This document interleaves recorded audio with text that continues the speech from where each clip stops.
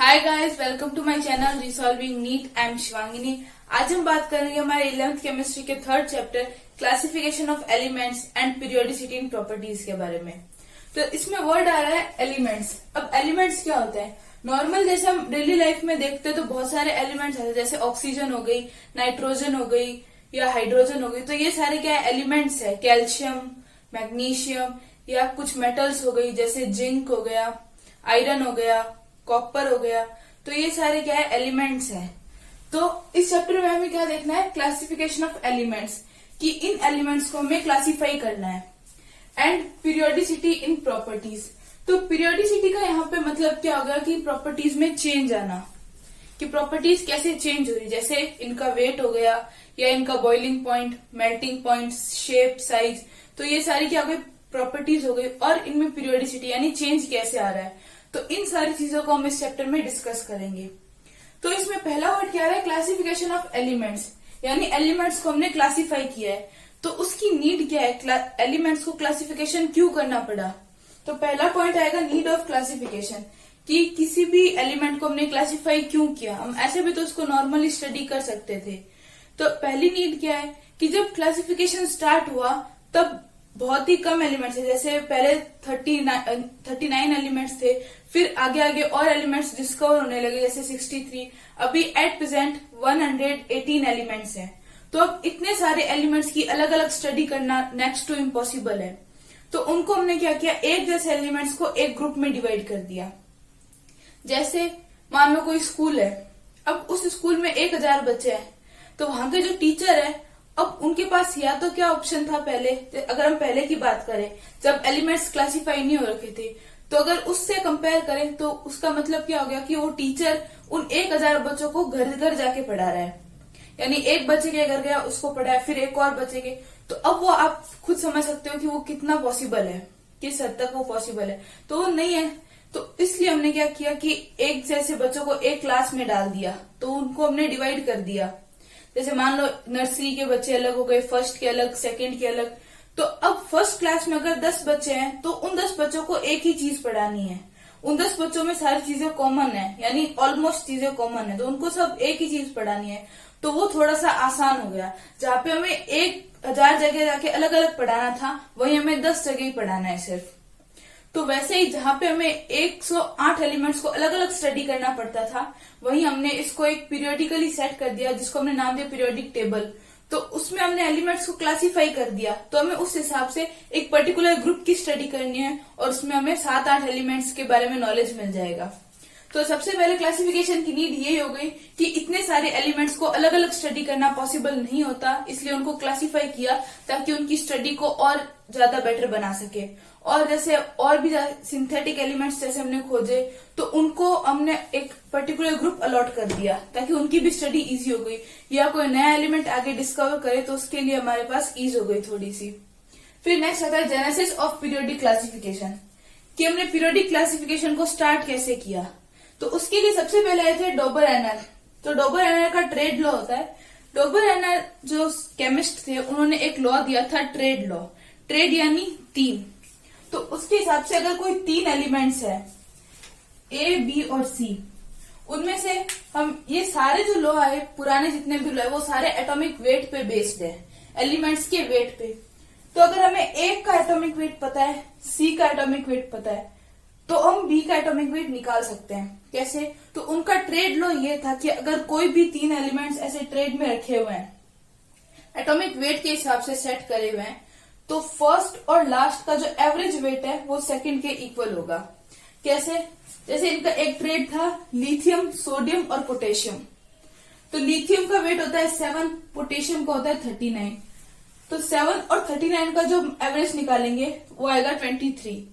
तो सोडियम का वेट कितना हो गया? 23। तो ये इनका ट्रेड लॉ था डॉबर एनर का। पर ये यहाँ तक कि थोड़े बहुत एलिमेंट्स के लिए ये एप्लीकेबल था, बाकी जैसे हैवी वेट के जो एलिमेंट्स थे उनके लिए एप्लीकेबल नहीं था। तो ये इसका सबसे बड़ा ड्रॉबैक था, इसीलिए इसको ये नॉन एप्लीकेबल था। नेक्स्ट है न्यूलैंड का ऑक्टेव लॉ। न्यूलैंड जो केमिस्ट थे, वो उनका म्यूजिक को बहुत शौक था न्यूलैंड को। तो वो म्यूजिक के हिसाब से उन्होंने केमिस्ट्री को सेट किया। कैसे? ऑक्टेव लो, जैसे म्यूजिक में 7 नोट्स होते हैं वैसे ही उन्होंने एलिमेंट्स को सेट किया। कैसे? जैसे सा रे गा मा पा दा नी सा, तो जो 8वां म्यूजिकल नोट है वो फर्स्ट के जैसा ही है, पहला भी सा है और 8वां भी सा है। तो वैसे ही उन्होंने जैसे एटॉमिक वेट के हिसाब से सेट किया, तो 7 एलिमेंट्स तो एक रो में आ गए। वापस जो 8th एलिमेंट है, यानी पहला क्या है लिथियम, 8th एलिमेंट आ गया सोडियम, तो इन दोनों की प्रॉपर्टीज आपस में मैच कर रही थी। वैसे ही सोडियम के बाद में आगे हमने 7 एलिमेंट्स को सेट किया, फिर वापस आ गया पोटेशियम, तो इसकी भी प्रॉपर्टीज इन दोनों से मैच कर रही थी। यहाँ पे मैंने नोबल गैस नहीं लिखी हुई क्योंकि उस टाइम तक नोबल गैस का इन्वेंशन नहीं हो रखा था, नोबल गैस को डिस्कवर नहीं किया हुआ था।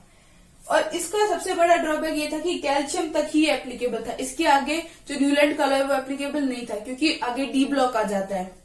जैसे हम अब मॉडर्न पीरियोडिक टेबल से इसको कंपेयर करें तो ये एस ब्लॉक लिथियम बेरिलियम तक ये एस ब्लॉक चलेगा, फिर ये पी ब्लॉक आ जाएगा, लेकिन कैल्शियम के बाद में डी ब्लॉक आएगा, इसीलिए ये लॉ एप्लीकेबल नहीं था, ये भी फेल हो गया। फिर लोथर में जो साइंटिस्ट थे उन्होंने उनका जो प्रोसेस था वो थोड़ा सा इजी था और इनसे बेटर था, हालांकि था वो भी एटॉमिक वेट पे। उन्होंने क्या किया, एटॉमिक वेट और एटम की जो वॉल्यूम है उस पे उन्होंने कर्व प्लॉट किया, पर वो कर्व था इजी था, मतलब थोड़ा बेटर था, पिछले वालों से बेटर था, लेकिन उसकी सबसे बड़ा ड्रॉबैक ये था कि वो स्टडी ऐसे नॉर्मल पर्सन उसको स्टडी नहीं कर सकता, वो बहुत ही ज्यादा कॉम्प्लेक्स था, तो इसीलिए ये लोथर में का कर्व भी फेल हो गया।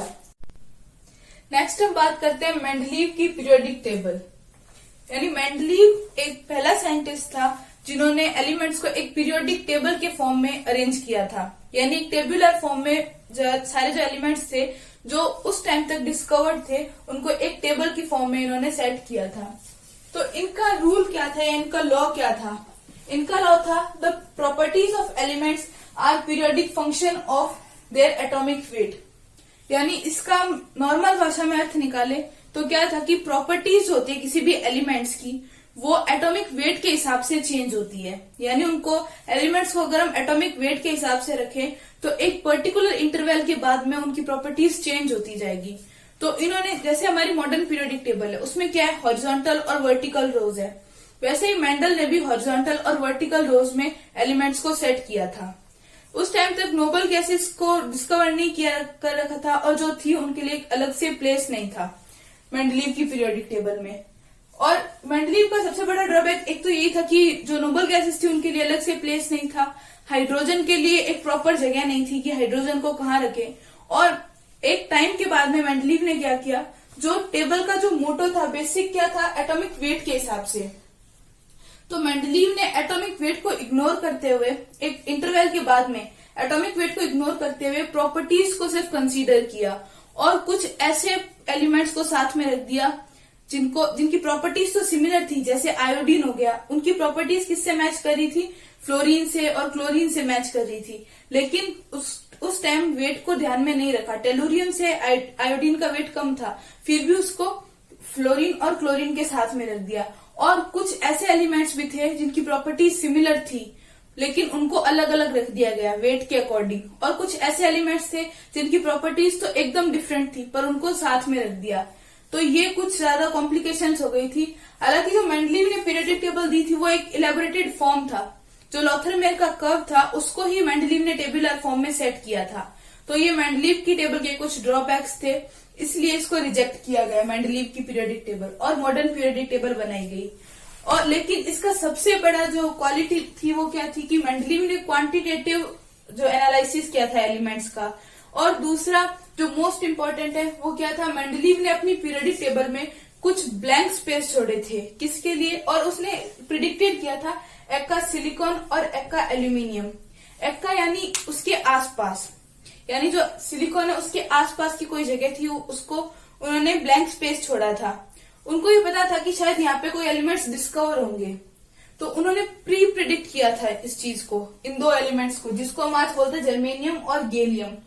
इनकी कुछ प्रॉपर्टीज भी थी जो मेंडलीव ने उस टाइम पे प्रेडिक्ट करी थी कि जो एलिमेंट्स है जो एक्का सिलिकॉन की जगह हम नया डिस्कवर करेंगे उसकी प्रॉपर्टीज ये होगी, वो आज कुछ हद तक इन एलिमेंट से मैच भी करती है। तो ये मेंडलीव की सबसे बड़ी अचीवमेंट थी एज अ पीरियोडिक टेबल के हिसाब से।